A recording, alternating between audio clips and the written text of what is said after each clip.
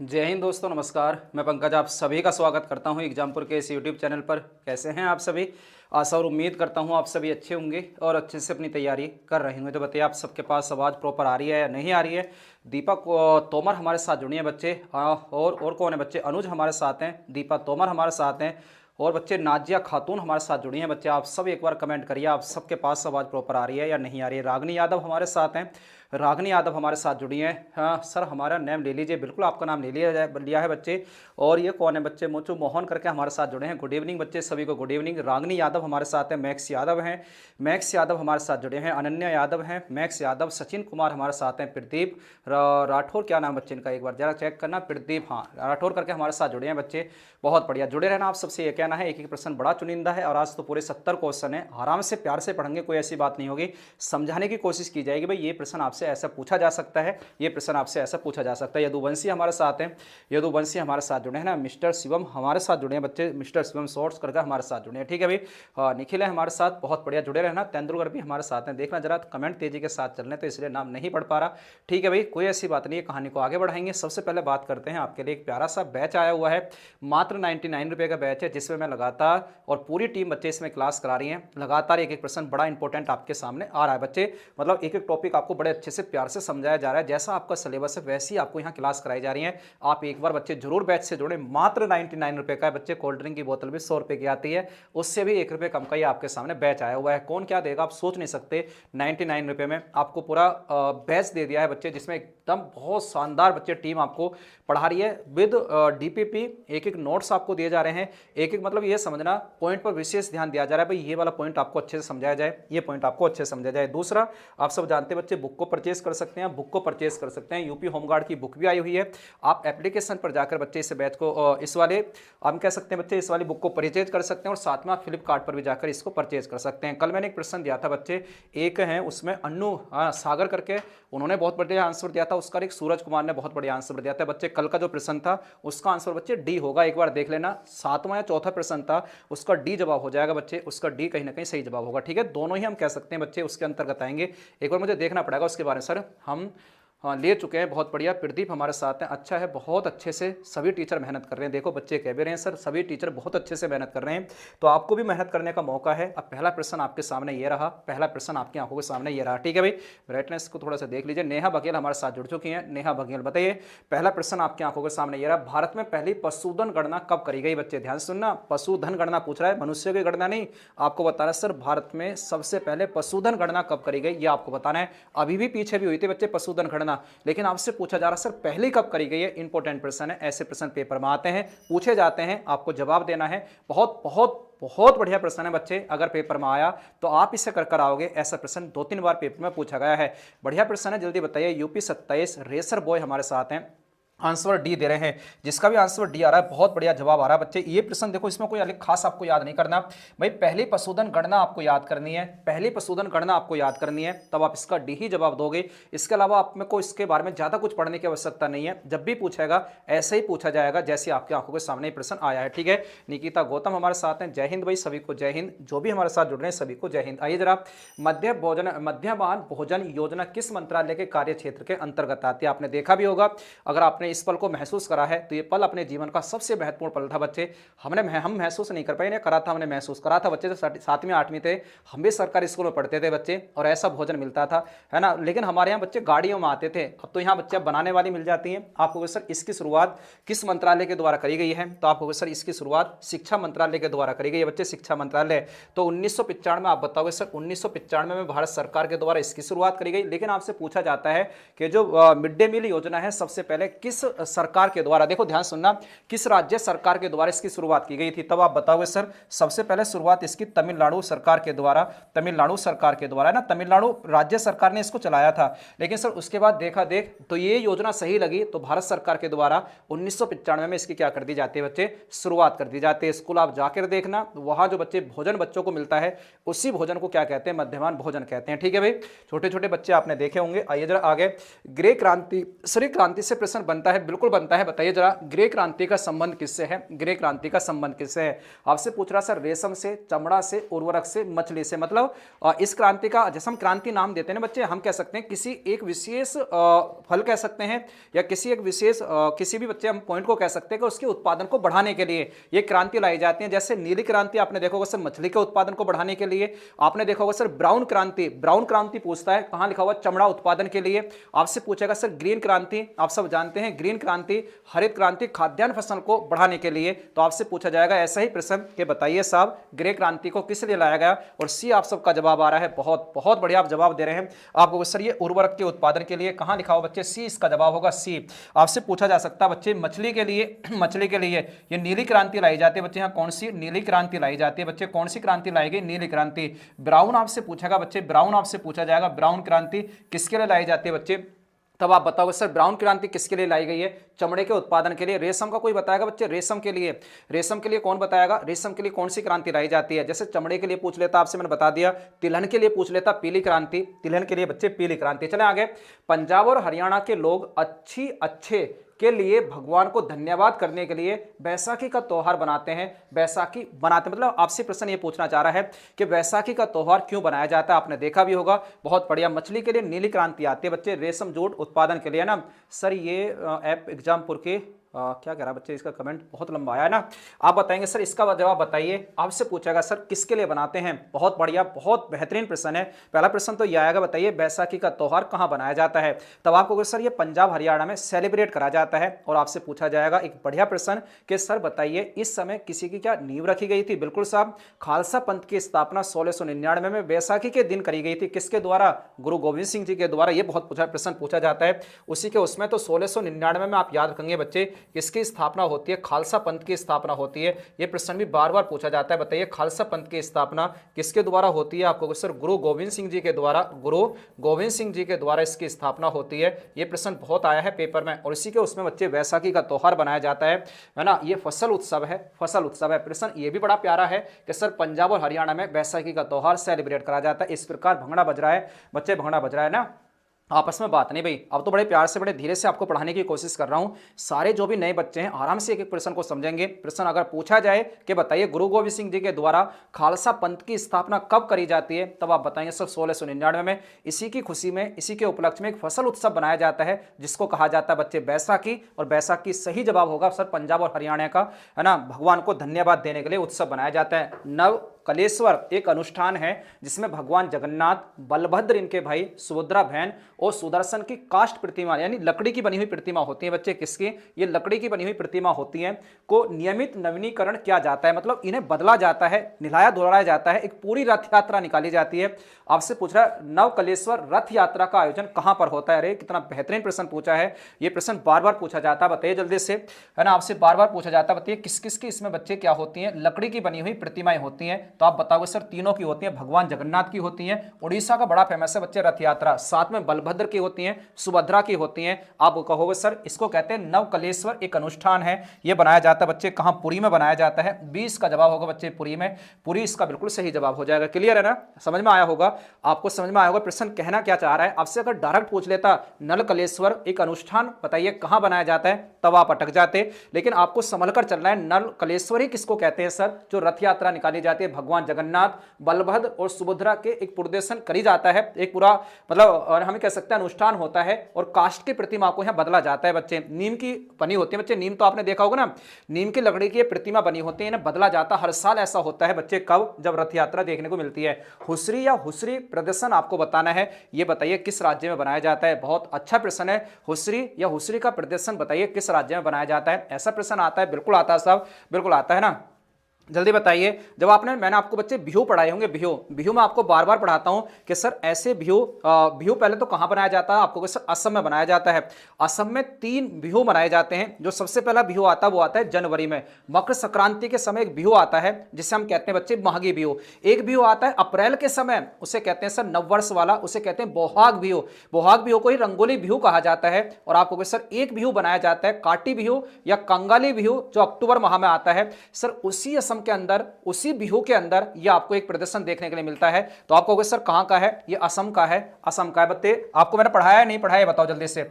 बिहू के बारे में आपको पढ़ा चुका हूं, बिहू के बारे में मैं आपको पढ़ा चुका हूं। बिहू 3 अलग अलग बार बनाया जाता है पूरे एक साल में। जनवरी में मकर संक्रांति के समय, जिसे माघी बिहू कहते हैं। अप्रैल में बोहाग बिहू, और याद करना बच्चे अक्टूबर में कौन सा बिहू बनाया जाता है? आपको सर अक्टूबर में इससे कह देते हैं बच्चे कंगाली बिहू, ऐसे कहते हैं बच्चे काटे बिहू। ठीक है, आगे चलते हैं, कहानी को आगे बढ़ाते हैं। बहुत बड़े प्रश्न थे ये भी। अरुणाचल प्रदेश में अत्यंत लोकप्रिय लोसर त्योहार मुख्य रूप से कौन सी जनजाति बनाती है बच्चे? जब हम बौद्ध धर्म के बारे में पढ़ते हैं तो तिब्बत और भूटान, नेपाल के आसपास बच्चे जो बौद्ध धर्म के लोग रहते हैं, तो ये बौद्ध धर्म में नववर्ष के रूप में बनाया जाता है लोसर का त्योहार। बताइए किस जनजाति के द्वारा सेलिब्रेट करा जाता है? सबसे इंपॉर्टेंट प्रश्न तो यह है कि सर ये बताइए लोसर का त्योहार कहां बनाया जाता है? लोसर का त्योहार आपको सर अरुणाचल प्रदेश में सेलिब्रेट करा जाता है। अरुणाचल प्रदेश में कौन सी जनजाति से बनाती है? इंपॉर्टेंट प्रश्न है। आंसर आ रहा है सर मोनपा जनजाति। अरे साहब बहुत बेहतरीन, बहुत अच्छा जवाब दिया आप सबने। इसका जवाब हो जाएगा बच्चे मोनपा, सी इसका जवाब होगा, सी। बहुत बहुत बेहतरीन। आप बताओगे सर ये तिब्बती नववर्ष का त्योहार है, ये इंपॉर्टेंट हो जाता है। इस बात को मैं लिख देता हूं, ये किसका त्योहार है? आप बताओगे सर, प्रश्न पूछता है बताइए इनमें से कौन सा तिब्बती नववर्ष का त्योहार है। अगर तिब्बती नववर्ष नहीं लिखा होगा तो बौद्ध धर्म के त्योहार के रूप में, नववर्ष के रूप में बताइए कौन से त्योहार को बनाया जाता है? आपको सर अरुणाचल प्रदेश का लोसर त्योहार मोनपा जनजाति के द्वारा तिब्बती नववर्ष में सर कहां? तिब्बत, नेपाल, भूटान, इन सब देशों के आसपास बनाया जाता है। चलें आगे। आगे देखिए, जट जटिन इनमें से किस राज्य का अत्यधिक लोकप्रिय क्या है बच्चे? नृत्य। जट जटिन मैंने आपको कई बार पढ़ाया है, बताइए जरा किस राज्य का है? किस राज्य का? सभी का जवाब आना चाहिए। जट जटिन कहां का है? बहुत बहुत बार पूछा गया पेपर में प्रश्न है, सभी का जवाब आना चाहिए। ठीक है भाई, जवाब दीजिए। जट जटिन मैंने आपको पढ़ाया सब, बताइए कहां का है जट जटिन? बहुत बढ़िया प्रश्न है। यहीं का सर कौन सा विदेशी यहाँ का बड़ा फेमस है? झूमर, घूमर नहीं करा, झूमर यहाँ का बड़ा फेमस है। झिझिया यहाँ का बड़ा फेमस है। बताइए वह कौन सा राज्य होगा? आंसर आ रहा है बच्चों का डी। सर सर्दी नहीं लग रही है बच्चे, इतनी सारी लाइटें जल रही हैं लगातार। ये बच्चे बोर्ड इधर चला हुआ है, ऊपर भी नीचे भी लाइट, लगातार सामने कंप्यूटर, कैसे ठंड लग जाएगी? कैसे ठंड लग जाएगी, है ना? आप क्या बताओगे सर बड़ा फेमस है किसका? आपको कहना है सर बिहार का। फिर से याद करिए, बिहार का जट जटिन। एक आपसे पूछेगा तो बड़ा पूछा जाता है, बताइए जरा। यहीं का आपसे पूछेगा विदेशिया, तो विदेशिया कहां का है बच्चे? बिहार का है। विदेशिया याद करिए, दो तो आपको जरूर याद करने हैं आज, दो। एक तो विदेशिया याद करना है और एक आप याद रखेंगे बच्चे जट जटिन। जट जटिन। चले आगे। इनमें से कौन सा मध्य प्रदेश के बुंदेलखंड क्षेत्र का प्रख्यात शस्योत्सव नृत्य है? मतलब सर आपको बताना है, आपको बताना है सर कहां? बुंदेलखंड क्षेत्र में। सर बुंदेलखंड तो उत्तर प्रदेश में भी आता है, बिल्कुल सर। यानी कि बुंदेलखंड उत्तर प्रदेश, मध्य प्रदेश दोनों में पड़ने वाला एक क्षेत्र है बुंदेलखंड का पठार, आपने सुना होगा। उस बुंदेलखंड के पठार में, मध्य प्रदेश वाले क्षेत्र में, और हम कह सकते हैं उत्तर प्रदेश वाले क्षेत्र में भी एक बड़ा प्रमुख नृत्य करा जाता है, और मध्य प्रदेश का एक प्रमुख नृत्य आपको बताना है सर वह कौन सा नृत्य है ना? नमस्ते बच्चे, सभी को राम राम, जो भी अब आप हमारे साथ जुड़ रहे हैं। जवारा, अरे साहब बहुत बढ़िया। ये जवारा नृत्य बार बार पूछा जाता है। जवारा नृत्य, एक तो आप जवारा याद करेंगे, एक साथ में मटकी नृत्य याद करेंगे बच्चे। मटकी आपसे पूछता है, बताइए मटकी कहां का नृत्य? आपको सर यहीं का है। जवारा कहां का? ये मध्य प्रदेश के। दोनों ही कहां के? आप बताओगे सर मध्य प्रदेश के हैं। ये प्रश्न आपसे पूछा जाएगा, दोनों ही कहां के हैं? आप बोलोगे सब मध्य प्रदेश। मध्य प्रदेश। जब तक जुड़े रहोगे ना क्लास में, तभी जाकर चीजें समझ में आएंगी। आप रेगुलर जुड़कर तो देखो, कुछ दिन आपको समझ में आ जाएगा कि किस लेवल के प्रश्न है, कैसे प्रश्न पूछे जाते हैं। और समझाने का मेरा आपसे वादा है कि आपको समझ में आएंगे, पेपर में आएंगे तब भी आप कर आएंगे बच्चे, एक एक प्रश्न को अच्छे से कर आएंगे। आप बताओगे सर एक एक प्रश्न को हम करेंगे। बुंदेलखंड सब जानते हैं सर, आपने सुना भी होगा, बुंदेलखंड उत्तर प्रदेश में भी है। आप कहोगे सर कहां और पड़ता है? मध्य प्रदेश में भी। आइए जरा, इनमें से किसने 1947 में भारत की स्वतंत्रता के अवसर पर लाल किले पर शहनाई वादन करा था? ओहो साहब, कितना बेहतरीन, कितना बढ़िया प्रश्न पूछा गया है कि आपको बताना है सर जिस समय भारत स्वतंत्र हुआ, जिस समय भारत का तिरंगा फहराया गया, जिस समय भारत के प्रधानमंत्री पंडित जवाहरलाल नेहरू तिरंगा फहरा रहे थे बच्चे, उस समय शहनाई बजे थे। और लगातार फिर ये जब तक ये जीवित रहे, लगातार ये शहनाई बजाते रहे। इनका नाम बताइए। इनमें से कौन से ऐसे हैं जो शहनाई वादन से जुड़े हैं? जो हैं बच्चे शहनाई वादन से जुड़े हैं। और कमेंट में ये भी बताएंगे इन्हें भारत रत्न कब मिला है। बहुत बढ़िया प्रश्न है सर। आप एप्लीकेशन होमगार्ड पर क्लास ले रहा हूँ बच्चे, क्लास चल तो रही है, क्लास चल रही है। 3 बजे क्लास लेता हूं मैं स्टैटिक जीके की, सही 3 बजे, सही 3 बजे। जरा बात करेंगे सर ये कौन है? बिस्मिल्लाह खां है बच्चे, क्या बजाते हैं? शहनाई बजाते हैं। ये क्या बजाते हैं? डायरेक्ट प्रश्न आपसे भी पूछा जाएगा। बताइए इनमें से कौन से सहनाई वादन है? आपको सर बिस्मिल्लाह कहाँ है? बिस्मिल्लाह कहाँ है? सी इसका जवाब होगा। चलें आगे। भारत के प्रधानमंत्री के पद हेतु नामित किए जाने के लिए एक व्यक्ति की न्यूनतम आयु कितनी होनी चाहिए? बहुत बढ़िया प्रश्न है। अगर आप भी चाहते हैं प्रधानमंत्री बनना, आप भी चाहते हैं बच्चे प्रधानमंत्री बनना, तो बताइए आपकी आयु कितनी होनी जरूरी है? बहुत बढ़िया, बहुत शानदार प्रश्न है। जल्दी से बताइए। बिस्मिल्लाह खां है ना? बिस्मिल्लाह खां तो लगाया था बच्चे विवेक सर का टेलीग्राम चैनल। पता नहीं लग रही बच्चे क्या कह रहे हो। हाँ भाई, इसका जवाब दीजिए। इसका जवाब क्या होगा बच्चे? इसका जवाब क्या होगा? हाँ, आंसर आ रहा है बच्चे क्या? बी 25 वर्ष। हाँ बिल्कुल सही है सर। अगर आप देखो प्रधानमंत्री कौन बनेगा? आप भी बन सकते हो प्रधानमंत्री, लेकिन सर आपको क्या करना होगा? आपको या तो लोकसभा या राज्यसभा की सदस्यता लेनी होगी। भाई प्रधानमंत्री के चुनाव होते हैं या नहीं होते हैं? आपको सर प्रधानमंत्री के चुनाव नहीं होते। बिल्कुल सही कह रहा हूं मैं, प्रधानमंत्री के चुनाव नहीं होते। फिर दोबारा सुनिए, मैं कह रहा हूं प्रधानमंत्री के चुनाव नहीं होते हैं। सर फिर किसके चुनाव होते हैं? हमने तो सुना है प्रधानमंत्री के चुनाव आने वाले होते हैं ना बच्चे, वो एमपी के चुनाव होते हैं, मेंबर ऑफ पार्लियामेंट के, वो जो संसद के सदस्य होते हैं उनके चुनाव होते हैं। हमारे पास संसद के दो अभिनव अंग हैं तो तीन, दो मुख्य अंग हैं, एक आपको सर एक लोकसभा एक राज्यसभा।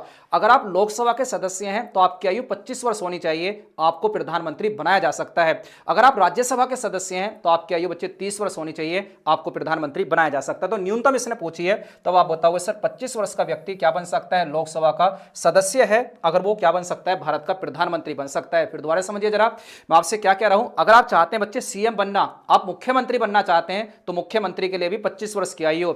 आप चाहते हैं क्या बनना साहब? राष्ट्रपति, राज्यपाल, उपराष्ट्रपति, इन तीनों के लिए आप क्या कहोगे सर? राष्ट्रपति, राज्यपाल, उपराष्ट्रपति, इन तीनों के लिए जो आयु होनी चाहिए बच्चे, वो आयु होनी चाहिए 35 वर्ष, है ना? 35 वर्ष, यानी 25 वर्ष का व्यक्ति एमएलए बन गया तो वो मुख्यमंत्री बन सकता है।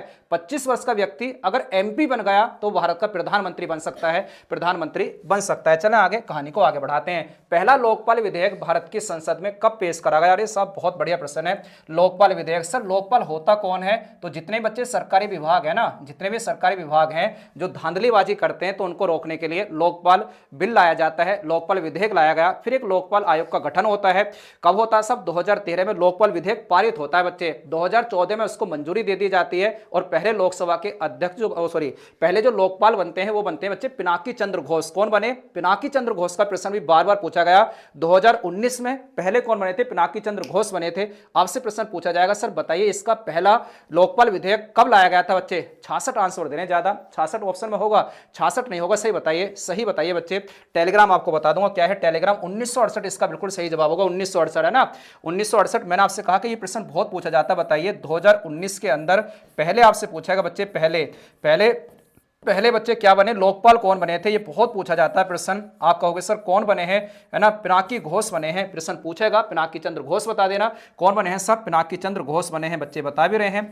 पहले कौन बने हैं? पिनाकी चंद्र घोष बने हैं। ठीक है भाई, इसका जवाब सबको देना होगा। ये प्रश्न पेपर में पूछा जाता है। राष्ट्रपति ने 2014 में इसको मंजूरी दी थी, लेकिन सर 1968 में पहला लोकपाल विधेयक आ चुका था, लेकिन पास नहीं हो पाया। इनमें से आपको बताना है सर कौन सा महत्वपूर्ण शहर नील नदी के तट पर स्थित है बच्चे? नील नदी दुनिया की क्या सर सबसे लंबी नदी है? बिल्कुल साहब, इसकी लंबाई सबसे ज्यादा है। दुनिया की सबसे लंबी नदियों में कौन सी नदी आती है? नील नदी। कहां बहती है साहब? ये बहती है अफ्रीका के अंदर, है ना? अफ्रीका के अंदर बहती है, अफ्रीका के अंदर ये बहती है। फिर आपसे पूछेगा बताइए इनमें से कौन सा होगा? आपको सर सिकंदरिया एक शहर है, बंदरगाह भी है, यहीं सिकंदर को दफनाया गया। आपको बताना है यही शहर वो है सिकंदरिया, जहां आपसे पूछता है सर ये नील नदी के किनारे स्थित है, नील नदी के किनारे स्थित है। क्लियर होगा आपको सर? ये क्लियर है। फिर आपसे पूछा जाएगा बताइए, देखो लंदन बहुत पूछता है, लंदन बताइए किस नदी के किनारे है? आपने सुना होगा सर टेम्स नदी के किनारे है, टेम्स नदी के किनारे। तो बहुत ही पूछा जाता है पेपर में। बताइए लंदन किस शहर के किनारे है? आपको किस नदी के? टेम्स। बगदाद आपसे पूछेगा बच्चे, बगदाद भी पेपर में पूछा गया है कि ये टिग्रिस नदी के किनारे है। किसकी राजधानी? जल्दी बताइए ये किसकी राजधानी? टिग्रिस। यहाँ बड़ी फेमस नदी बहती है बच्चे, टिग्रिस नदी। और ये डायरेक्ट भी पेपर में पूछा गया। बताइए टिग्रिस नदी, बगदाद जो टिग्रिस नदी के किनारे है। आपसे पूछेगा सर बुडापेस्ट तक इतना खास नहीं पूछा जाता। डैन्यूब नदी आपने देखी, डैन्यूब सुना होगा जरूर, कहीं ना कहीं पढ़ा होगा, है ना? हंगरी की राजधानी डैन्यूब। आप सॉरी, है ना? हाँ बिल्कुल। आप बताओगे सर इसके बारे में, डैन्यूब आपने सुना होगा डैन्यूब के बारे में। पता डैन्यूब क्यों फेमस है नदी? डैन्यूब नदी एक दुनिया की ऐसी नदी है जो सबसे अधिक देशों से जाती है। फिर दोबारा समझिए जरा, डैन्यूब नदी नदी एक ऐसी नदी है जो सबसे अधिक देशों से जाती है, 10 देशों से जाती है बच्चे, यूरोप में बहती है 10 देशों से। तो बुडापेस्ट डैन्यूब नदी के किनारे बसा है। तो मैं डैन्यूब नदी का एक प्रश्न आपको पढ़ाऊंगा जरूर कि सर ये 10 देशों से जाती है, यानी आपसे पूछा जाएगा बताइए ऐसी कौन सी नदी है जो सबसे अधिक देशों से पास होती है, डैन्यूब नदी है। फिर दोबारा समझिए, सिकंदरिया बंदरगाह आप बताओगे सर, बड़ा इंपॉर्टेंट है, इसी के किनारे यहीं सिकंदर को दफनाया गया था। पता है सिकंदर एक ऐसा राजा हुआ है जो 3 अलग अलग महाद्वीपों से जुड़ा है। जन्म होता है उसका यूरोप में, मृत्यु होती है उसकी कहां, एशिया के अंदर, और दफनाया कहां जाता है बच्चे, अफ्रीका के अंदर। पूछा जाता है प्रश्न, बताइए इतिहास का ऐसा राजा जो 3 अलग अलग महाद्वीपों से जुड़ा है, आपको सर वो सिकंदर महान था, वो सिकंदर महान था। चलें आगे। आगे देखिए, भारत के मुख्य पर्वतों की रेंज में इनमें से कौन सा पर्वत सम्मिलित नहीं है। अच्छा, मुख्य पर्वतों की रेंज में, अच्छा भारत के पर्वतों की रेंज में आपको बताना सर इनमें से कौन सा नहीं होगा। फिर आपको सर हिंदू कुश नहीं होगा। सर हिंदू कुश कहाँ है, कभी अपने ही भारत में हुआ करता था, देखने लिए आपको भारत के नाम पर इसका नाम रखा हुआ है, लेकिन सर आप ये कहाँ पड़ता है, अफगानिस्तान, अफगान जलेबी में पड़ता है, अफगानिस्तान में पड़ता है। विंध्याचल पर्वत श्रेणी आप सब जानते हैं सर एमपी में आपको नजर आएगी, एमपी में। ऐसे अरावली आपको राजस्थान में नजर आएगी, राजस्थान में सबसे पुरानी है, और सतपुड़ा भी आपको बच्चे एमपी प्लस अन्य राज्यों में आपको नजर आती है। हिंदू कुश भारत में नहीं है, ये अफगानिस्तान में, अफगानिस्तान में। आला गायन, अरे साहब बड़े फेमस है आला गायन, बताइए आला गायन भी बच्चे बुंदेलखंड क्षेत्र में गाए जाते हैं, बुंदेलखंड क्षेत्र में। आला गायन आपको बताना है उत्तर प्रदेश के बुंदेलखंड क्षेत्र, लेकिन यहाँ उत्तर प्रदेश दिया ऑप्शन, बिल्कुल ठीक बात है, उत्तर प्रदेश के आप बताओ सर बुंदेलखंड क्षेत्र में आला गायन बड़े प्रमुख हैं, आपको सर उत्तर प्रदेश होगा, उत्तर प्रदेश इसका जवाब होगा। आला गायन वीरता के लिए गाए जाते हैं बच्चे, वीरता के लिए गाए जाते हैं आला गायन। आपको सर कहां के लोकगीत हैं, उत्तर प्रदेश, उत्तर प्रदेश। चलें आगे, कहानी को आगे बढ़ाते हैं। राजा रवि वर्मा किस क्षेत्र के प्रसिद्ध थे, आपको बताना है, केरल के रहने वाले हैं।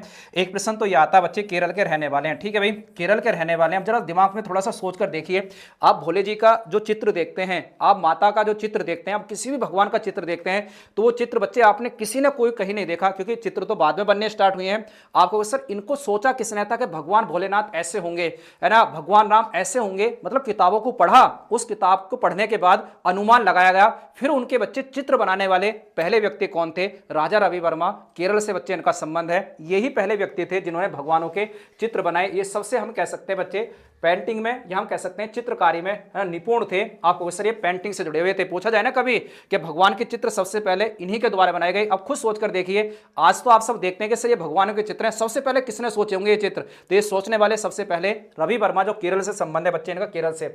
दुल्हनों द्वारा पहने जाने वाली पोटलाई यानी पोशाक कौन सा बच्चे संबंधित है, दुल्हनों के द्वारा। आपने देखा होगा बच्चे, पोटलाई एक प्रकार का क्या होता है, लहंगा होता है बच्चे, क्या होता है बच्चे, लहंगा। ये जो लहंगा आपको दिख रहा होगा, यही सबसे महंगा पड़ता है अपने जीवन में, है ना। आपको सर सबसे महंगा ही क्या मिलता है बच्चे, लहंगा पड़ता है, मिलता नहीं, सबसे महंगा जो पड़ता है जीवन में, ये सबसे महंगा पड़ता है। अगर आप बच्चे बन गए क्या होमगार्ड, तो थोड़ा सस्ता हो जाएगा, फिर तो आप आराम से दिलवा सकते हो। तो आपसे पूछ रहा सर ये जो पोटलोई है, मतलब इस पोटलोई से रूप बदला है किसका, लहंगा का। और ये पहले तो चलता था पूर्वी भारत में, और धीरे धीरे बच्चे ये पश्चिमी भारत में भी आया, उसके बाद पूरे भारत में फैल गया। बताइए पोटलोई नामक जो लहंगा होता है, ये मुख्य रूप से कहां मिलेगा आपको, ये मणिपुर में आपको दिखेगा बच्चे, मणिपुर में। दुल्हनों के द्वारा पहनी जाने वाली पोटलाई पोशाक किस रूप से संबंधित है, आप बताओ सर। ये मणिपुर की बड़ी फेमस है, मणिपुर की बड़ी फेमस है, ठीक है।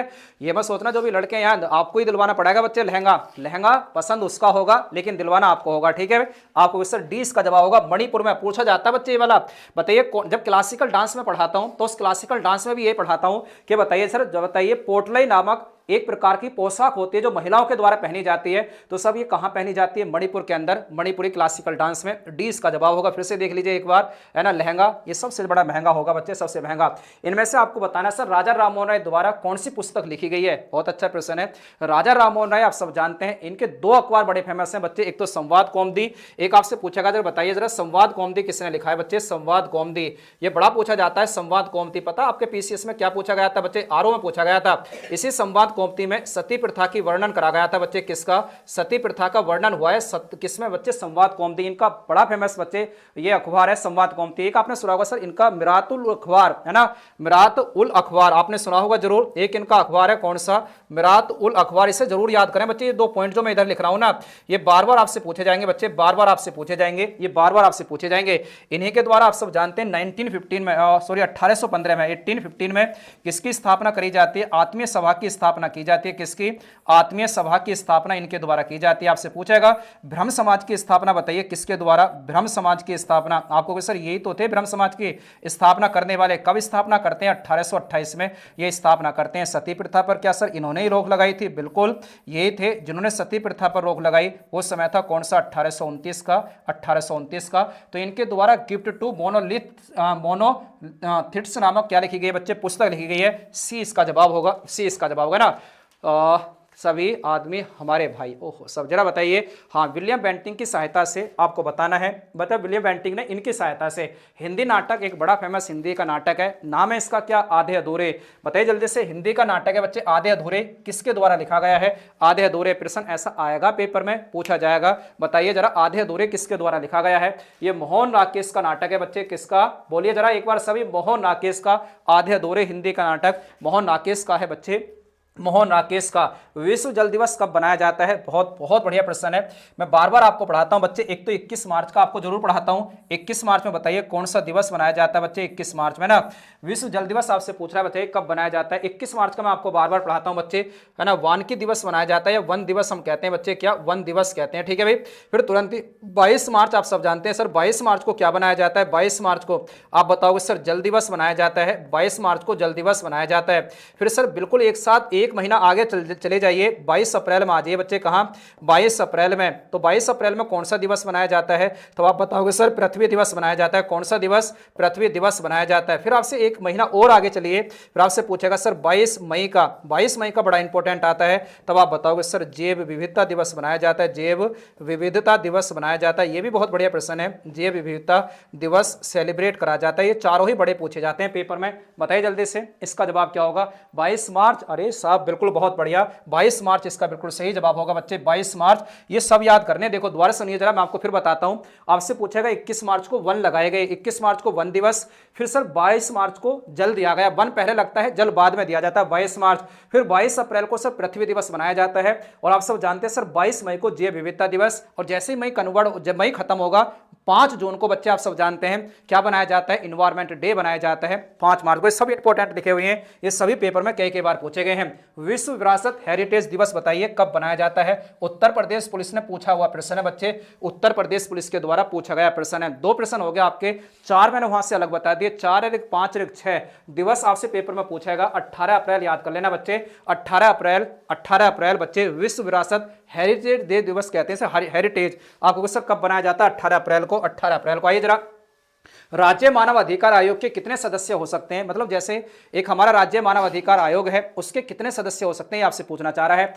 मतलब एक तो होता है बच्चे मानव अधिकार, कौन सा? अपने सेंटर का होता है राष्ट्रीय मानव अधिकार, उसमें तो अलग सदस्य हैं। ऐसे आपसे पूछेगा सर राज्य मानव अधिकार में, ध्यान से सुनना, राज्य मानव अधिकार आयोग के कितने सदस्य हो सकते हैं? तो आप बताओगे अध्यक्ष को छोड़कर। हाँ अच्छा लिखा हुआ, ठीक है। फिर तो ऑप्शन के अनुसार ठीक है, आपको सर 2 सदस्य हो सकते हैं। किसको छोड़कर? अध्यक्ष को छोड़कर। बाकी तो 3 होते हैं इसके, एक होता है अध्यक्ष, और आप बताओगे सर 2 क्या होते हैं इसके सदस्य होते हैं? 2 इसके सदस्य होते हैं। क्लियर है ना आपको सर? क्लियर है। फिर दोबारा समझिए, राज्य का मानव अधिकार है बच्चे, ये राष्ट्रीय मानव अधिकार नहीं, जैसे उत्तर प्रदेश का अलग होगा, हरियाणा का अलग होगा और कहीं का अलग होगा। ये ऐसा मानव अधिकार है बच्चे राज्य का। तो इसमें 2 सदस्य हो सकते हैं, कुल तो 3 होते हैं, एक अध्यक्ष, 2 अन्य इसमें सदस्य होते हैं। क्लियर है नहीं है आपको सर? क्लियर है। आइए जरा बात को आगे बढ़ाते हैं। भारतीय संविधान का अनुच्छेद 165 बताइए किसकी चर्चा करता है? सब किसकी चर्चा करता है? ध्यान से सुनना, अनुच्छेद 165 किसकी चर्चा करता है? जरा आपको समझने की कोशिश करनी है भाई। भारतीय सरकार, जो सरकार चल रही है, एक तो केंद्र की सरकार चल रही है, केंद्र की सरकार का कोई भी मामला अगर कोर्ट से जुड़ा हुआ है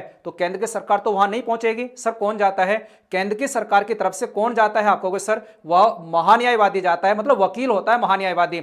ऐसे ही बच्चे राज्य होता है, राज्य की सरकार कोर्ट नहीं जाएगी, उसका महाधिवक्ता जाता है। और आर्टिकल 165 किसके बारे में बात करता है? महाधिवक्ता के बारे में बात करता है। सी इसका जवाब हो जाएगा बच्चे, सी 165 महाधिवक्ता आपको सर इसको इंग्लिश में कहते हैं, है ना, एडवोकेट जनरल कहा जाता है। इसका बात करोगे सर क्या इसका जवाब हो जाएगा? मतलब एक प्रकार हम ये कह सकते हैं सरकार की तरफ बच्चे, सरकार की तरफ से पूरा पक्ष लेकर जाता है कहां? कोर्ट में। वो होता है कौन? महाधिवक्ता। महाधिवक्ता 165। भारतीय संविधान में राज्य के नीति निर्देशक तत्व बताइए बताइए कहां से लिए गए हैं बच्चे, डीपीएसपी कहां से आते हैं। आर्टिकल कौन सा है साहब, आर्टिकल आपसे पूछेगा, बिल्कुल पूछा जाएगा। 36 से 51 आप सब पढ़ते हैं, 36 से 51, 36 से 51। भाग कौन सा है, 4 बच्चे भाग है। भाग कौन सा आपको सर 4 भाग में ही आपको दिखेंगे। तो आप सब जानते हैं सर आयरिश संविधान से लिए गए हैं बच्चे, आयरिश संविधान से लिए गए हैं। बहुत बढ़िया प्रश्न है आपको सर, चौथा इसका जवाब होगा। प्रश्नों की संख्या थोड़ी ज्यादा है, थोड़ा तेजी के साथ नहीं पढ़ाऊंगा, थोड़ा तेजी के साथ कराऊंगा। इसका मतलब यह है प्रश्नों पर कम बात करेंगे, प्रश्नों को करेंगे ज्यादा। ठीक है भाई, आगे चलते हैं। पूरे 70 क्वेश्चन बनाए हैं। भारतीय संविधान में संशोधन लाने की कितनी पद्धति है, बताइए जल्दी से। संशोधन आप कितने प्रकार से कर सकते हैं। संशोधन एक तो होता है बच्चे साधारण बहुमत से हम संशोधन कर सकते हैं, एक विशेष बहुमत होता है, एक विशेष बहुमत के साथ साथ आधे राज्यों से अनुमति ली जाती है। फिर दोबारा समझिए, आपसे क्या पूछेगा, संविधान के अंदर एक प्रश्न पूछा जाएगा, ध्यान से सुनना है। संविधान के अंदर एक प्रश्न पूछा जाएगा कि संशोधन कितने प्रकार से हो सकता है। साधारण संशोधन हो सकता है ना, साधारण बहुमत से संशोधन कर सकते हैं, 3 प्रकार से हो सकता है। दूसरा आप बताओगे विशेष बहुमत, आपने पढ़ा होगा 2/3 से पास होता है। और तीसरा आप पढ़ते हैं बच्चे विशेष बहुमत के साथ साथ आधे से अधिक राज्यों से भी पास कराना जरूरी है, जैसे जीएसटी का पास हुआ। आपको सर ये 3 इसका जवाब होगा। आपने पढ़ा होगा सर 3 और कहां, आपसे पूछता है ना पेपर के अंदर, बताइए आपसे पूछता कि आपको बताना सर भारत में सरकार के कितने अंग होते हैं, ऐसे पूछता बच्चे कितने होते हैं। आप बताओगे सर 3 अंग होते हैं, जैसे विधायिका, न्यायपालिका और कार्यपालिका। हम पढ़ते नहीं है तो ऐसे याद करना है सर। संशोधन लाने के 3 तरीके हो सकते हैं। आइए जरा, भारत की पहली महिला लोकसभा अध्यक्ष कौन बनी थी बच्चे, आपने देखा होगा जगजीवन राम की बेटी थी बेटे, बाबू जगजीवन राम, जो भारत के पहले श्रम मंत्री रहे। दोबारा सुनिए जरा, बाबू जगजीवन राम जो भारत के पहले श्रम मंत्री रहे, उनकी बेटी थी बच्चे, जो लोकसभा की स्पीकर बनी है बच्चे, अध्यक्ष बनी थी। आपको सर इसका जवाब क्या होगा, इसका जवाब होगा बच्चे मीरा कुमार बनी है। कौन, सब मीरा कुमार, बाबू जगजीवन राम की बेटी थी बच्चे। वो बाबू जगजीवन राम अपनी ट्रेन खुद अलग खरीद लाए थे बच्चे, बाबू जगजीवन राम, उनकी बेटियां बच्चे मीरा कुमार। आइए जरा, राष्ट्रीय महिला आयोग के अध्यक्ष और प्रत्येक सदस्य की अधिकतम कार्यकाल कितना है। बहुत बढ़िया प्रश्न है, आपसे पूछेगा सर महिला राष्ट्रीय महिला आयोग की स्थापना किस वर्ष होती है, तब आप बताओगे सर 1992 में महिला आयोग की क्या होती है, स्थापना होती है। आपसे प्रश्न क्या पूछा जा रहा है, अध्यक्ष और प्रत्येक सदस्य का अधिकतम कार्यकाल कितना होता है, तब आप बताओगे सर इनका कार्यकाल 3 वर्ष होता है। गड़बड़ मत कर देना, 3 वर्ष होता है। क्या बोलोगे सर, पीडीएफ बता तो दे यार, कहां मिलेगी, कैसे बताऊं पीडीएफ, ले बताता हूं पीडीएफ। एक बच्चा बार बार एक ही कमेंट कर रहा है, आपको जुड़ना बच्चे स्टैटिक जीके भाई पंकज सर से। आप जुड़ोगे स्टैटिक जीके भाई पंकज सर से, ये स्क्रीनशॉट कर लेना बच्चे, इसका स्क्रीनशॉट कर लेना, @स्टैटिक जीके भाई पंकज सर, आप इससे जुड़ सकते हैं। कैपिटल में लिखना, लगभग 4200 बच्चे आपको इससे जुड़े हुए मिलेंगे, आप जुड़कर इस पीडीएफ को प्राप्त कर सकते हैं। ठीक है भाई, आइए जरा आगे। तो 3 वर्ष हो सकता है बच्चे महिला आयोग, आपसे पूछा जाएगा 1992 में इसकी क्या होती है बच्चे, स्थापना होती है। और अध्यक्ष आप बताओगे सर अधिकतम कार्यकाल इसका 3 वर्ष हो सकता है, 3 वर्ष। आइए जरा, साइबर अपीलीय अधिकरण के आदेश के खिलाफ अपील दायर करने की समय सीमा क्या है बच्चे। बहुत बढ़िया प्रश्न है, ये बहुत अच्छा प्रश्न है बच्चे, बताइए जल्दी से कितने समय सीमा के साथ आप अपील दायर कर सकते हैं। देखो साइबर अपराध, मैंने आपको साइबर अपराध आपका सिलेबस में है। साइबर अपीलीय अधिकरण के आदेश के खिलाफ, आदेश के खिलाफ हो सकता है कि आपके पक्ष में ना हो, खिलाफ अपील आप दायर करना चाहते हैं, तो उसकी समय सीमा क्या है कि आप इतने समय में अपील दायर कर दें। उत्तर प्रदेश पुलिस कांस्टेबल में पूछा गया प्रश्न है, आपको बताया बच्चे। बफरिंग तो नहीं हो रही होगी, अब कैसे बफरिंग बता रहे हो, क्लास तो प्रॉपर चल रही है, मेरे पास भी क्लास चल रही है, आपके पास भी चल रही है। प्रश्न ये बड़ा प्यारा है बच्चे, बड़ा शानदार है। एक चीज की कमी है, आपके लाइक की कमी है, उस लाइक को बढ़ाइए। आपको सर 60 दिन के अंदर 20 का जवाब होगा बच्चे, 60 दिन के अंदर, 60 दिन के अंदर अंदर आपको क्या करनी होगी, अपील दायर करनी होगी। पढ़ लीजिए इस वाले प्रश्न को, पेपर में आएगा, ये जरूर पूछेगा, आपसे बताएंगे कि खिलाफ साइबर अपीलीय अधिकरण के आदेश के खिलाफ आपको बताना सर अपील 60 दिन के अंदर अंदर आपको क्या करनी होगी, दायर करनी होगी। मैं फिर कह रहा हूं आपको, दोबारा पढ़ लीजिए, बार बार पढ़ लीजिए, ये प्रश्न बड़ा इंपॉर्टेंट है, बहुत अच्छा प्रश्न है ये वाला, बहुत बढ़िया प्रश्न है। निम्नलिखित में से कौन नोबेल पुरस्कार विजेता नहीं है, ऐसे भी प्रश्न पूछा जाता है सर, कौन नहीं है। या तो आपसे पूछेगा कौन है, या आपसे पूछेगा बच्चे कौन नहीं है। सबसे पहले किसके द्वारा जीता गया था, आप सब जानते हैं 1913 में। कल भी मैंने आपको पढ़ा, इतना नहीं पढ़ा, क्लास लेकर बताएंगे। हाँ, धीरे धीरे पढ़ते रहो बच्चे, जरा ध्यान से सुनिए इधर। आपको सर इनमें से कौन नहीं है। महात्मा गांधी को 5 बार भेजा तो गया था बच्चे शांति के लिए, लेकिन महात्मा गांधी जी को नहीं दिया गया। तो अमर्त्य सेन को कब मिलता है बच्चे, अर्थशास्त्र में 1998 में मिलता है। आप सब जानते हैं सर रविंद्रनाथ टैगोर को सबसे पहले मिला था 1913 में, और कैलाश सत्यार्थी को शांति में मिलता है बच्चे कब, 2014 में इन्हें मिलता है मलाला यूसुफजई के साथ 2014 में। ठीक है, इन्हें किस क्षेत्र में मिलता है पूछा जाता है आपको सर, शांति के क्षेत्र में। शांति के क्षेत्र में, इन्हें लिटरेचर के क्षेत्र में, आप सब जानते हैं बच्चे साहित्य के क्षेत्र में मिलता है, साहित्य के क्षेत्र में। इन्हें इकोनॉमिक्स के क्षेत्र में मिलता है, इकोनॉमिक्स के क्षेत्र में। आइए जरा, सचिन तेंदुलकर को किस वर्ष भारत रत्न से सम्मानित करा गया? ये भी प्रश्न बहुत प्यारा है बच्चे, इनके 2-3 प्रश्न बनेंगे। एक तो आपको कहना है सर ये प्रथम खिलाड़ी थे, एक आप क्या कहोगे सर प्रथम खिलाड़ी थे जब इन्हें ये मिलता है, प्रथम किसी भी खेल से जुड़े हुए प्रथम खिलाड़ी हैं। एक आपसे पूछा गया प्रश्न आज तक कि बताइए सबसे युवा कौन थे बच्चे, मात्र इनकी आयु कितने वर्ष थी? मेरे हिसाब से 40 वर्ष थी। सबसे युवा थे बच्चे, ये सबसे युवा थे। और 2014 में इन्हें क्या मिलता है बच्चे? भारत रत्न मिलता है। ऑप्शन में कहीं 2014 ये रखा, डी ये रहा बच्चे, डी ये रहा। प्रश्न दोबारा समझिए क्या कहेगा आपसे, सबसे पहले खिलाड़ी यही है बच्चे सचिन तेंदुलकर, एकमात्र भी यही खिलाड़ी हैं। सबसे युवा भी कौन थे बच्चे? सचिन तेंदुलकर, जो भारत रत्न प्राप्त करते हैं, भारत का सर्वोच्च सम्मान प्राप्त करते हैं, भारत रत्न। आपको बताना सर 2014 में मिलता है इन्हें, 2014 में। चले आगे, शांति स्वरूप भटनागर विज्ञान और प्रौद्योगिकी पुरस्कार। सबसे पहला प्रश्न तो यह है, बताइए जरा शांति स्वरूप भटनागर पुरस्कार किस क्षेत्र में दिया जाता है? साइंस एंड टेक्नोलॉजी के क्षेत्र में दिया जाता है। किस क्षेत्र में? साइंस एंड टेक्नोलॉजी के क्षेत्र में दिया जाने वाला एक अवार्ड है। इसको बच्चे के द्वारा? वैज्ञानिक एवं औद्योगिक अनुसंधान CSIR के द्वारा दिया जाता है। ये इसका जवाब होगा। इंपॉर्टेंट प्रश्न है ये वाला, बहुत बड़े प्रश्न है, बार बार पूछा जाता है। बताइए किस क्षेत्र में दिया जाता है? ये इसका जवाब होगा बच्चे, इस क्षेत्र में प्रदान करा जाता है। चले आगे, आगे देखिए जरा, बहुत बड़े प्रश्न है। किसके द्वारा दिया जाता है सर? काउंसिल ऑफ है ना scientific and industrial research CSIR के द्वारा इसको प्रदान करा जाता है। इंपॉर्टेंट प्रश्न है, मैं आपसे फिर कह रहा हूं, कई बार पेपर में पूछा गया। यूनिसेफ का आपको हेडक्वार्टर पूछेगा, बताइए जरा यूनिसेफ का हेडक्वार्टर कहां है? अरे साहब प्रश्न बड़ा पूछा जाता है ये वाला, यूनिसेफ का हेडक्वार्टर कहां है बच्चे? 1940 में इसकी स्थापना होती है। तो आप बताओगे सर इसका हेडक्वार्टर कहां है? इसका हेडक्वार्टर बच्चे न्यूयॉर्क में इसका हेडक्वार्टर है। इसकी स्थापना आपसे पूछेगा बच्चे 1940 में इसकी स्थापना होती है।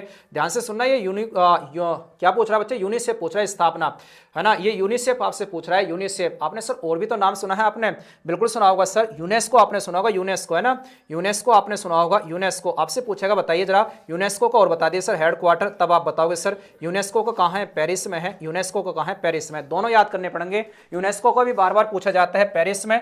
और न्यूयॉर्क में बच्चे कहाँ का है? यूनिसेफ का है बच्चे, यूनिसेफ का है। 1940 में इसका गठन होता है। चलते हैं कहानी को आगे बढ़ाते हैं, चलो आगे। हाँ, सार्क का विस्तृत रूप क्या है बच्चे? पूछेगा आपसे पेपर में कि बताइए सार्क में कुल कितने देश हैं और सार्क का विस्तृत रूप क्या है, यह आपको बताना है। बहुत बढ़िया प्रश्न है, बताइए जल्दी से इसका जवाब क्या होगा। सार्क क्या बच्चे भारत के पड़ोस में? ये बिल्कुल सर भारत के साथ आप देखते हैं बच्चे, इसमें कुल 8 देश शामिल हैं। जैसे बच्चे मालदीव है, एक नीचे बच्चे एक तो मालदीव आप कहोगे सर, मालदीव के बराबर में श्रीलंका इसमें शामिल है। और 5 देश वो शामिल हैं जो भारत के साथ सीमा लगाते हैं। भारत के साथ कितने देश सीमा लगाते हैं? याद कराता हूं, ध्यान से सुनना, भारत के साथ कितने देश सीमा लगाते हैं? कुल सब भारत के पड़ोसी देश जो 7 पड़ोसी देश सीमा लगाते हैं, उनमें से 2 को हटा दीजिए, एक तो म्यांमार और साथ में बच्चे चीन को अलग कर दीजिए, तो कितने देश बचे? आप कहोगे सर 5 बचे। उसमें नीचे से श्रीलंका और मालदीव को जोड़ दीजिए, 5 और 2 7, एक खुद भारत इसमें शामिल है। कुल इसमें 8 देश हैं बच्चे, 8 देश हैं। तो आप बताओगे सर इसका जवाब होगा क्या? South Asian association for regional cooperation. और आपसे प्रश्न क्या पूछेगा? नहीं, बताइए सार्क की स्थापना कब होती है बच्चे? सार्क की स्थापना आपसे पूछी जाएगी। आप बताओगे सर 1985 में इसकी स्थापना होती है। 1985 में इसकी स्थापना होती है। और आपसे पूछेगा इसकी स्थापना कहाँ होती है बच्चे? ढाका। आप बताओगे सर ढाका बांग्लादेश में इसकी क्या होती है? स्थापना होती है, स्थापना। फिर आपसे पूछेगा सर इसमें देश कितने हैं? देश आप कहोगे सर आज कितने देश हैं इसमें? 8 देश हैं। कहानी खत्म हुई, इसके भी 8 देश इसमें शामिल हैं बच्चे। भारत देखो मैंने क्या कहा, एक तो आप इसमें से चीन को हटा दें, चीन बिल्कुल सर चीन हटा दीजिए। भारत के जो पड़ोसी देश हैं, एक इसमें से म्यांमार को हटा दीजिए, ये भी हटा दिया सर। एक तो श्रीलंका इसमें जोड़ दीजिए, कौन सा जोड़ दें आप? श्रीलंका जोड़ दें, और साथ में आप इसमें क्या जोड़ दें? मालदीव जोड़ दीजिए बच्चे। इन दोनों को अगर शामिल कर लिया जाए तो इसमें कुल 8 देश शामिल हो जाते हैं, 8। चलो आगे आगे कहानी को बढ़ाते हैं। मानव अधिकारों के लिए समर्पित विश्व का पहला टीवी चैनल कहां लॉन्च करा गया, जो केवल मानव अधिकारों के बारे में बताता है? जल्दी बताइए टीवी कहां लॉन्च करा गया बच्चे? पहला टीवी। बहुत अच्छा, बहुत बेहतरीन, बहुत शानदार प्रश्न है। हो सकता है, मुझे लगता है कि इसका जवाब आप सारे ही गलत दें। बताइए जल्दी से मानव अधिकार का। हाँ, काठमांडू में उसका हेडक्वार्टर है, वो रह गया बच्चे काठमांडू। याद कर लेना, सार्क का हेडक्वार्टर कहां है बच्चे? काठमांडू में है। सार्क का हेडक्वार्टर कहां है? दोबारा बोल देता हूं एक बार और, काठमांडू में इसका हेडक्वार्टर है। इस प्रश्न की तरफ रुक करिए जरा, ये प्रश्न बड़ा प्यारा है, बड़ा शानदार है, बड़ा प्यारा, बड़ा शानदार प्रश्न है। फ्रांस बता रहे हैं। अरे आंसर आप सब बढ़िया दे रहे हैं। आप सर फ्रांस इसका जवाब होगा, पक्का लगा दो फ्रांस। बच्चे बी ज्यादातर बच्चों का आंसर ना, ऐसा नहीं होगा। आपको सर इसका जवाब यूके जवाब होगा, यूके इसका जवाब होगा। क्या बोलोगे सर? मानव अधिकारों के लिए पहला समर्पित जो चैनल बना या बच्चे पहला जो टीवी बना, आपको सर इसका जवाब हो जाएगा यूके। और ये यूके में कहां बच्चे? लंदन के अंदर। आप बताओगे सर, हो सकता है लंदन आपको लिखा मिल जाए, लंदन आपको लिखा मिल जाए, इंपॉर्टेंट प्रश्न है आपको सर, लंदन के अंदर, लंदन के अंदर। ठीक है। भारतीय अंतरिक्ष कार्यक्रम का जनक किसको कहा जाता है? सर ये भी प्रश्न बड़ा आता है, अंतरिक्ष कार्यक्रम का जनक किसको कहते हैं? तब आप बताओगे सर विक्रम साराभाई को कहा जाता है, विक्रम साराभाई को कहते हैं। जानते हो या नहीं जानते? बिल्कुल जानते हैं सब, विक्रम साराभाई को कहा जाता है, विक्रम साराभाई को कहते हैं। 20 का जवाब होगा बच्चे इसरो। आप सब जानते हैं इनके सहयोग से इसरो की स्थापना होती है। आपने सुना होगा सर इसरो की स्थापना कब होती है? स्थापना 1969 में इसरो की क्या होती है बच्चे? स्थापना होती है। अहम भूमिका बच्चे इन्हीं की थी। और इसरो आप सब जानते हैं बंगलुरु में इसका हेडक्वार्टर, कभी पूछा जाए ना, बताइए जरा इसरो का हेडक्वार्टर कहां है? तब आप बताओगे सर बंगलुरु में हेडक्वार्टर है, बंगलुरु में। इन्हीं की मदद से होती है इसरो की स्थापना। चलो आगे। हाँ, भारत में रॉकेट मैन के नाम से किसे जानते हैं? अरे साहब इतना बढ़िया प्रश्न, अरे पूछा जाएगा पेपर में। बताइए किसको रॉकेट मैन कहा जाता है? देखो रॉकेट की तरह आंसर आना चाहिए, और आंसर गलत भी आएगा, इसका सही भी आएगा। जल्दी बताइए किसको रॉकेट मैन कहते हैं? लिखकर बताइए प्रश्न कौन सा है। 36वें प्रश्न का जवाब दीजिए, 36वें प्रश्न का जवाब। हाँ, इसरो की स्थापना 1969 में इसका जवाब होगा। बहुत बढ़िया, अब्दुल कलाम वाले बड़े बेहतरीन प्रश्न का जवाब दे रहे हैं। ऐसे बच्चे आने चाहिए क्लास में, ऐसे बच्चे हो जिनका जवाब इतना सटीक और इतने ही रॉकेट की तेज आ रहा है, रॉकेट की तरह ही बच्चे तेज आ रहा है। ऐसा प्रश्न आना चाहिए सभी का, सभी का जवाब ऐसा आना चाहिए। सब अपने अपने एक एक थप्पड़ लगाएंगे जिसका भी आंसर बी आ रहा है। यहां लगाना बच्चे, धीरे धीरे से अपना थप्पड़ लगाना। सबका आंसर ढक्कनों गलत आ रहा है, सबका आंसर गलत आ रहा है। ये मिसाइल मैन नहीं कह रहा आपसे, ये रॉकेट मैन कह रहा है, रॉकेट मैन कह रहा है। सब एक एक थप्पड़ लगाएं अपने बड़े प्यार से। आपको सर इसका जवाब होगा डॉक्टर के सिवान, इसका जवाब होगा बच्चे, के सिवान इसका जवाब होगा। ये मिसाइल मैन नहीं कह रहा, मैं इसलिए ऐसे प्रश्न रखता हूं जो आपको आंख खुल जाए। मिसाइल है ना, ये मिसाइल मैन कहता तब आप बताते सर इसका जवाब होगा, इसका जवाब होगा क्या है ना, एपीजे अब्दुल कलाम। ये डॉक्टर के आपको सर सिवान इसका जवाब होगा। ये रॉकेट मैन पूछ रहा है, के सिवान के बारे में पूछ रहा है, ना कि बच्चे आपसे मिसाइल मैन के बारे में पूछ रहा है। ठीक है, अगर मिसाइल मैन पूछता तब इसका जवाब सही आएगा। राकेश शर्मा नहीं, राकेश शर्मा तो कल ही पढ़ाया था। 1984 में सोयूज मिशन के तहत कहां जाते हैं सब? अंतरिक्ष में जाने वाले पहले व्यक्ति थे, पहले व्यक्ति थे। क्लियर हुआ ना? क्लियर होगा। रॉकेट मैन पूछा सर हमसे, रॉकेट मैन आपको सर के सिवान इसका जवाब होगा। ये जरा, भारत ने पहली बार किस ओलंपिक में भाग लिया था बच्चे? किस ओलंपिक में भारत ने पहली बार भाग लिया? बढ़िया प्रश्न है, शानदार प्रश्न है, आपको बताना है पहला कौन सा ओलंपिक था जिसमें भारत भाग लेता है बच्चे, जिसमें भारत भाग लेता है। जल्दी बताइए इसका जवाब क्या होगा, इसका जवाब क्या होगा? हाँ भाई देखो जरा ध्यान समझना। अब इसमें 1900 ऑप्शन में नहीं है। देखो भारत ने भाग लिया था 1900 में, भारत ने भाग लिया। एक खिलाड़ी बच्चे जाते हैं भारत की तरफ से खेलने, 1900 में भाग लेते हैं। लेकिन सर 1900 के बाद फिर धीरे धीरे टीम बनी, फिर हमारी टीम बच्चे इसमें तैयार होती है। और आप बताओगे सर पहला जो भाग लेते हैं भारत, इसमें भाग लेते हैं बच्चे पूरी टीम के साथ, ये 1920 में भाग लिया बच्चे, 1920 में भाग लिया। नहीं यही बात समझ में, दोबारा समझिए जरा। सबसे पहले जब भारत आजाद हुआ, सॉरी भारत आजाद नहीं हुआ था तब तक, एक अंग्रेज खेलने गए थे भारत की तरफ से 1900 में। तो अगर यहाँ 1900 ऑप्शन होता तो फिर तो हम 1900 लगाते, लेकिन सब 1900 ऑप्शन नहीं दिया, तब आप 1920 लगाएंगे। इंपॉर्टेंट प्रश्न है, अच्छा बच्चा गलती कर आता। ये 1928 कैसे दे रहे हो बच्चे? इसका जवाब आपको सर क्या जवाब हो जाएगा? 1900 जब ऑप्शन में नहीं है तो आप बताओ सर 1920 लगाएंगे। 1920 है ना, 1920 में एंट पर्व में हुए थे। ये वाले कहां हुए थे बच्चे? एंट पर्व में। ऐसे पूछता है, बताइए ये कहां होते हैं? एंट पर्व में होते हैं बच्चे, एंट पर्व में। चले आगे, आगे देखिए पहली बार शीतकालीन ओलंपिक खेल का आयोजन कब हुआ? अगर आपसे पूछ लेता पहले ओलंपिक कब खेले गए, देखो पहले ओलंपिक पूछे तब आप बताओगे सर 1996 में खेले गए थे। ये सॉरी 1896 में ना, आप बताओगे सर पहले ओलंपिक कब खेले गए? आप बताओगे सर 1896 में पहले ओलंपिक है ना। ये कौन से ओलंपिक खेले जाते हैं बच्चे? पहले ओलंपिक आपसे अगर पूछता पहले ओलंपिक कब खेले जाते हैं, तब आप बताओगे सर ये 1896 में खेले जाते हैं। ये शीतकालीन ओलंपिक पूछ रहा है जो इनके 2 वर्ष बाद आते हैं, तो आपको सर 1924 में पहली बार खेले गए। कहीं है ऑप्शन में, ये रहा 1924 इसका सही जवाब होगा। फिर दोबारा समझने की कोशिश करना बच्चे, अगर यहां दे देता ना सबका विकेट गिर जाते। अगर यहां ऑप्शन में 1896 भी दे देता, 1896 में पहले ओलंपिक खेले गए थे, लेकिन ये कह रहा सर शीतकालीन ओलंपिक ये 1924 में पहली बार खेले गए। 1924 में फ्रांस में खेले गए थे पहली बार। चले आगे। हाँ, स्लिप पॉइंट, स्लिप और गली बताइए किस खेल से जुड़े हैं? सब जानते होंगे बच्चे, स्लिप पॉइंट है ना, स्लिप में आप सब जानते हैं स्लिप, और गली बताइए किस खेल से जुड़े हुए हैं? ये बच्चे क्रिकेट से जुड़े हुए शब्द है। ऐसा प्रश्न भी आपसे पूछेगा स्टैटिक जीके में, ये ऐसा प्रश्न भी आपसे पूछा जाएगा। ठीक है, कहानी को फिर से आगे बढ़ाते हैं। इनमें से कौन सा टूर्नामेंट हॉकी से जुड़ा हुआ है? आपको बताना सर इनमें से कौन सा ऐसा टूर्नामेंट है जो हॉकी से जुड़ा है।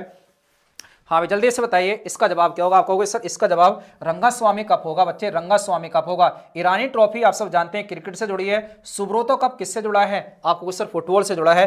ये किससे जुड़ी है? आपको सर CKT लिख देना, क्रिकेट से जुड़ी है। ये किससे जुड़ी है? आपको सर है ना फुटबॉल से जुड़ी है। किससे? फुटबॉल से। डेविस कप आप मुझे बताओगे सर किससे जुड़ा हुआ है? डेविस कप, ठीक है। रंगास्वामी कप, आगा खां कप बड़ा पूछा जाता है बच्चे, किससे जुड़े हुए हैं? आपको सर ये हॉकी से जुड़े हैं। भारत के अलावा इनमें से किस देश का राष्ट्रीय खेल है ना? आप बताओगे सर हॉकी है, भारत का राष्ट्रीय खेल हॉकी है ना। वैसे इसकी कोई मान्यता नहीं है कि भारत का राष्ट्रीय खेल हॉकी है, तो आप बताओगे ढक्कन पाकिस्तान का खेल भी क्या है? हॉकी है। आपको सर पाकिस्तान का भी भारत के पड़ोसी देश है। हॉकी को ये अपना क्या मानता है? हाँ बच्चे बहुत बढ़िया। आप बताओगे सर हॉकी को ये क्या मानता है? अपना क्या मानता है बच्चे? खेल मानता है। डुरंड कप आपको बताना है सर, ऐसे प्रश्न पेपर में पूछेगा आपसे। बताइए जरा डुरंड कप का संबंध किससे है बच्चे? डुरंड कप का आपको सर फुटबॉल से जुड़ा है।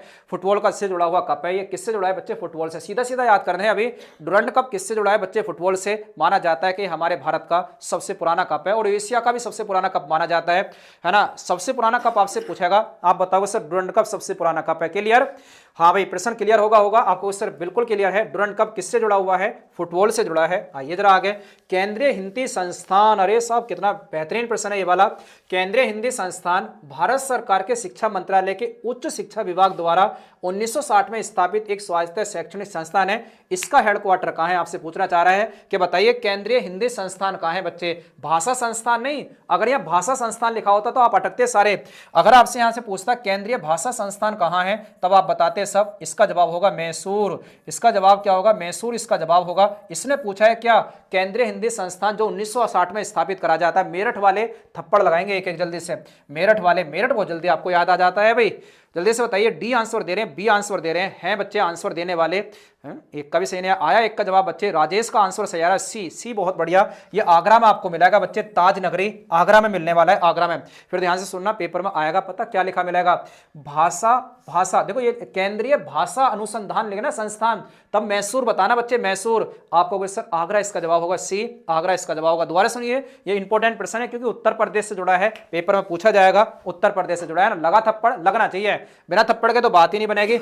आइए जरा कॉफी बोर्ड का हेडक्वार्टर आपको बताना सर, कॉफी बोर्ड का हेडक्वार्टर बताना है। कॉफी का पूछा है तो सब चाय का भी पूछा जाएगा, बिल्कुल बताएंगे सर। चाय का कहां पड़ता है? चाय का भी आपसे पूछेगा। चाय का हेडक्वार्टर कहां है बच्चे? चाय का आपको सर पता चाय का कहां है? चाय का है बच्चे कोलकाता के अंदर। कहां है? आपको सर कोलकाता के अंदर है चाय का। आपको बताना सर इसका कहां होगा? इसका होगा बच्चे बेंगलुरु में, क्योंकि कर्नाटक सबसे अधिक कॉफी का उत्पादन करता है। दार्जिलिंग वाले फिर थप्पड़ लगाओ एक एक। आपको सर दार्जिलिंग कैसे दे रहे हो? है भाई जल्दी से बताओगे। आपको सर कॉफी बोर्ड का जो इंडिया का हेडक्वार्टर है ये कहां है? बेंगलुरु में। और चाय का कहां है? आपको सर कलकत्ता। चाय का कहां है बच्चे? कलकत्ता। ठीक है, आगे जरा आगे बात करते हैं। भारत सरकार ने नारकोटिक कंट्रोल ब्यूरो, ये आपके जो आंतरिक सिक्योरिटी होती है ना, ये जो आपका पेपर में दिया गया है इंटरनल सिक्योरिटी, उस इंटरनल सिक्योरिटी का प्रश्न है। प्रश्न पूछा गया है उत्तर प्रदेश के पेपर में, यूपी पुलिस में आपसे पूछेगा। बताइए नारकोटिक कंट्रोल ब्यूरो का गठन किस वर्ष करा? सर ये बताइए नारकोटिक कंट्रोल ब्यूरो करता क्या है? इसका कुछ तो काम होगा। आपको सर बिल्कुल जो ड्रग्स की तस्करी होती है, अवैध पदार्थों की तस्करी होती है, दुरुपयोग होता है, उन सबको बचाने के लिए हमारा एक डिपार्टमेंट है नारकोटिक कंट्रोल ब्यूरो। इसकी स्थापना आपसे पूछेगा भारत के द्वारा कब की गई? गड़बड़ हो रहा है भैया, अरे गड़बड़ आंसर। ये क्या जवाब होगा? आपको सर इसका ए जवाब होगा 1986। याद करिए, बहुत बढ़िया प्रश्न है, शानदार प्रश्न है। फिर से याद करिए इस प्रश्न को। नारकोटिक कंट्रोल ब्यूरो 1986 बोलिए बार बार, तभी याद होंगे, याद नहीं होने वाले। एक बच्चा इतने लंबे लंबे कमेंट लिख रहा है, भैया मत लिखे, पढ़ ले, कुछ मिल जाएगा यहाँ पढ़ने से। ये कमेंट मैं कहता हूं बार बार पल भर के लिए हैं, देखो चलेगने के ऊपर, इनसे कोई फायदा नहीं होने वाला। बस आंसर लिखते रहें। आंसर इसका क्या होगा? इसका क्या आंसर होगा? इतना काम करिए। आपसे पूछेगा नारकोटिक कंट्रोल ब्यूरो किसके लिए काम करता है? तो तस्करी, अवैध है ना, ड्रग्स की तस्करी होती है। आपने देखो अफीम की तस्करी होती है। अमर जवान ज्योति की स्थापना जनवरी आपसे पूछ रहा है सर 1972 में कहां पर की गई बच्चे?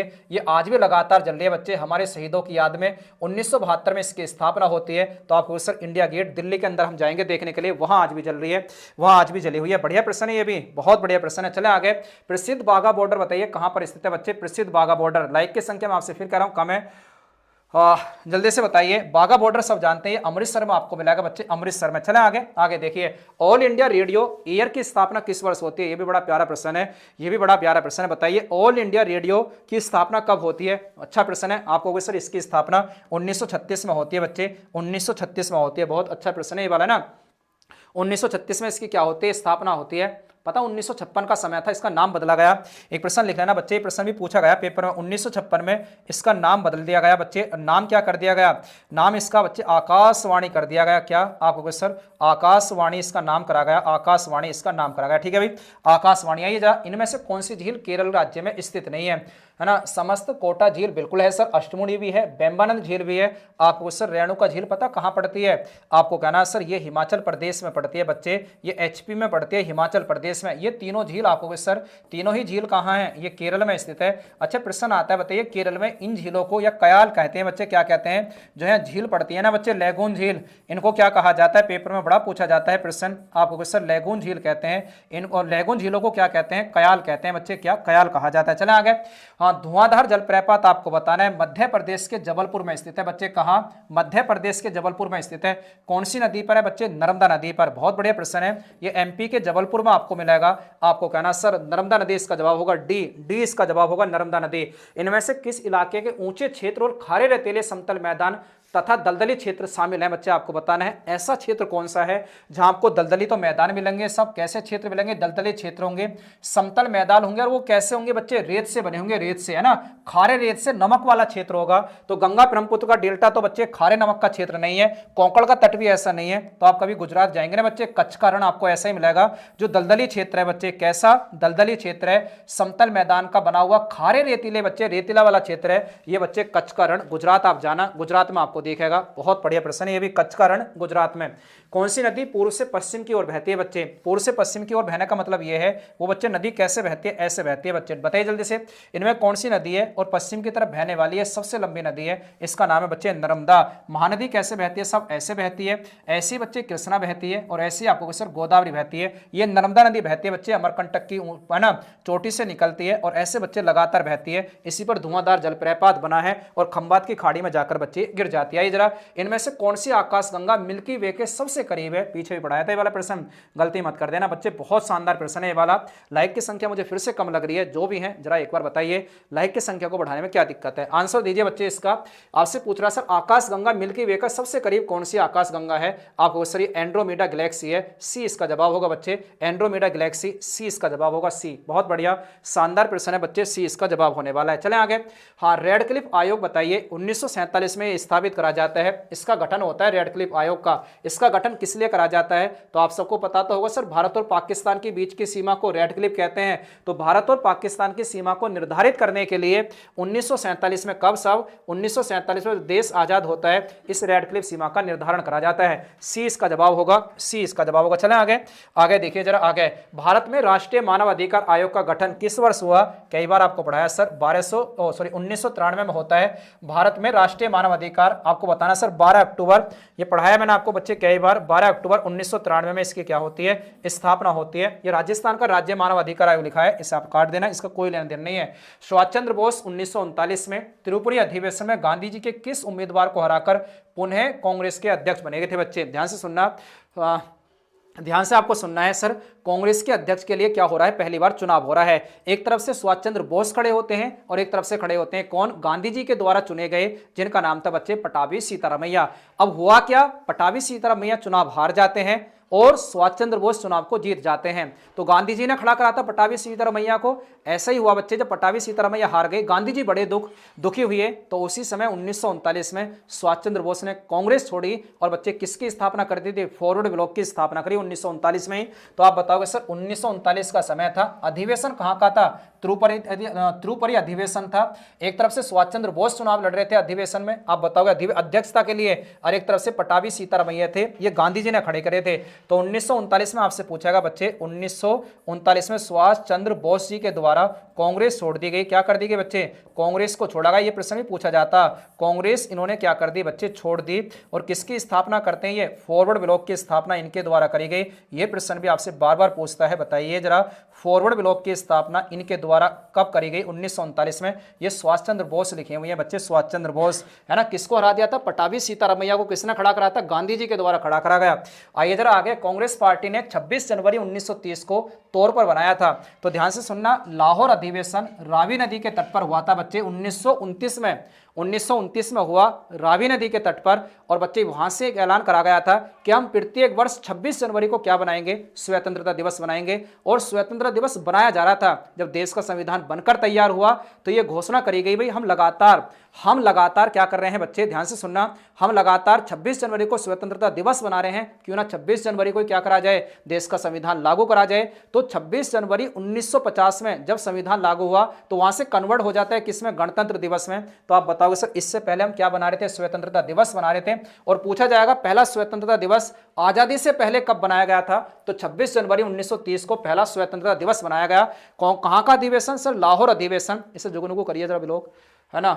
आइए जरा बात आगे कहानी को बढ़ाते हैं बच्चे, आगे आइए जरा। भारत में स्वदेशी आंदोलन की शुरुआत किस दौरान की हुई थी बच्चे, स्वदेशी आंदोलन, बहुत बढ़िया प्रश्न है। स्वदेशी आंदोलन कब इसकी बच्चे क्या होती है, शुरुआत होती है, तो आप बताओगे सर 1905 में इसकी शुरुआत होती है। 1905 में, प्रश्न और कुछ पूछ रहा है ना, 1905 में स्वदेशी आंदोलन चलता है। सर क्यों चलता है, तो एक आंदोलन भारत में चल रहा था, उस आंदोलन कहते थे बच्चे बंग भंग विरोधी आंदोलन। पता है ऐसा क्या हुआ था, 1905 में आप सब जानते हैं बच्चे, बंगाल का विभाजन हुआ था। जिस समय बंगाल का विभाजन हो रहा था तो एक समय उसी के विरोध में भारत के लोगों के द्वारा बंग भंग विरोधी आंदोलन चला। और फिर उसके लिए बच्चे स्वदेशी आंदोलन की क्या करी जाती है, शुरुआत करी जाती है। तो 1905 स्वदेशी आंदोलन की शुरुआत होती है। चलें आगे। हाँ, स्वदेशी आंदोलन कब चला, अभी मैंने आपको बताया था बच्चे, ये उसी का जुड़ा हुआ प्रश्न है। 1905 स्वदेशी आंदोलन 1905 में चलता बच्चे, अंग्रेजों के खिलाफ के बंगाल के विभाजन को बंद करा जाए। और 1911 में फिर आगे चलकर उसको रोका जाता है। मुस्लिम लीग की स्थापना बार बार पूछी जाती है ना। आप कहोगे सर मुस्लिम लीग की स्थापना ढाका में होती है बच्चे, कहां, ढाका में होती है। सर ढाका में तो हमने अभी सार्क की स्थापना भी पढ़ी थी, बिल्कुल साहब, सार्क की स्थापना भी कहां होती है, ढाका में। और ढाका में होती है स्थापना किसकी, मुस्लिम लीग की। सर सन पूछता है हमसे, सन पूछेगा तो 1906 में आप बताओगे सलीमुल्लाह खां और आगा खां के द्वारा, सलीमुल्लाह खां और आगा खां के द्वारा स्थापना की गई। प्रश्न थोड़े से ज्यादा है इसलिए कहानी को तेजी के साथ बढ़ाता हूं। जलियांवाला बाग हत्याकांड के लिए जिम्मेदार जनरल ओ डायर था बच्चे। जनरल डायर की बताइए हत्या किसके द्वारा करी गई, है ना। इस ढक्कन की हत्या, इस नालायक की हत्या आप सब जानते हैं सर किसके द्वारा, बताओगे सर वीर, है ना, पुत्र हम कह सकते हैं बच्चे, सरदार उधम सिंह के द्वारा। इसके ही घर में जाकर 1940 में बच्चे गोली मारकर इसकी हत्या कर दी थी। 13 अप्रैल 1900, आप सब जानते हैं सर 13 अप्रैल 1919 को यह घटना होती है। 13 अप्रैल 1919 को यह घटना होती है, जलियांवाला बाग हत्याकांड। और उस समय बच्चे यही था। भारतीय राष्ट्रीय ध्वज तिरंगा भीकाजी कामा के द्वारा, बहुत बड़े प्रश्न है बच्चे, भारतीय तिरंगा को सबसे पहले भीकमजी कामा के द्वारा बताइए कहां फहराया गया, तब आप बताओगे सर जर्मनी 1907 में फहराया गया। एक प्रश्न और सुनिए जरा ध्यान से, भीकमजी कामा को क्या कहा जाता है, भारतीय क्रांति की जननी कहते हैं इन्हें। ये प्रश्न बड़ा आता है पेपर में, भारतीय क्रांति की जननी कहते हैं। तो सर जर्मनी में पड़ता था कौन सा शहर, स्टुअर्टगार्ड, वहां 1907 में ये तिरंगा फहराया गया बच्चे। ये तिरंगा पर ऐसा तिरंगा नहीं था, विदेशी धरती पर तिरंगा फहराने वाली पहली भारतीय महिला भीकमजी कामा के द्वारा 1907 में जर्मनी के स्टुअर्टगार्ड में झंडा फहराया गया। ये बड़ा बढ़िया प्रश्न है बच्चे, जो बार बार आपसे हिस्ट्री में पूछा जाता है। जरा महात्मा गांधी कौन से व्यक्ति ने अपना राजनीतिक गुरु या उपदेशक माना था, आप बताओ सर। महात्मा गांधी जी के गुरु कौन थे, गोपाल कृष्ण गोखले थे। और इनके गुरु कौन थे, राणा डे थे बच्चे, राणा डे थे। इंपोर्टेंट प्रश्न है, महात्मा गांधी जी के गुरु कौन थे। चले आगे। हाँ, डॉक्ट्रिन ऑफ लेफ्ट की नीति कौन लेकर आता है बच्चे, राज्य हड़प की नीति कौन लेकर आया, आप सब जानते हैं ढक्कन चाचा डलहौजी लेकर आया था बच्चे, चाचा डलहौजी लेकर आया था, लॉर्ड डलहौजी की बच्चे ये नीति थी। और सबसे पहले आपसे पूछेगा सर सतारा राज्य को 1848 में लेकर आया था। 1848 में इसने 17 राज्यों को हड़प लिया था बच्चे। सबसे पहले राज्यों को हड़पने की नीति लेकर आता है सर कौन, ये डलहौजी। और सबसे पहले इसने 17 को 1848 में हड़पा था।